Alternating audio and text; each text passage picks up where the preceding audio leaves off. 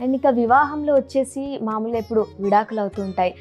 చూసుకున్నట్లయితే రీసెంట్‌గా చాలామంది సెలబ్రిటీస్ కూడా విడిపోతున్నారు. అలాంటి సమస్యల్ని ముందుగా తెలుసుకోవాలంటే నాడి ఆస్ట్రాలజీని సంప్రదించొచ్చంటారు. అంటే నేను అదే డ్యూయల్ మ్యారేజెస్ గానీ, మల్టిపుల్ మ్యారేజెస్ గానీ మనం ముందే ప్రెడిక్ట్ చేయొచ్చమ్మా ఈ నాడి బట్టి. అంటే ఇప్పుడు కుజుడు పక్కన అత ఎవరన్నా ఇప్పుడు ఫీమేల్ చార్ట్ తీసుకోండి. కుజుడు పక్కన ఏదైనా సన్ను అది అంటే కంబషన్ ప్లానెట్ అనమాట. అది ఉంటే ఖచ్చితంగా వాళ్ళకు డైవర్స్ అనేది అవుతుంది.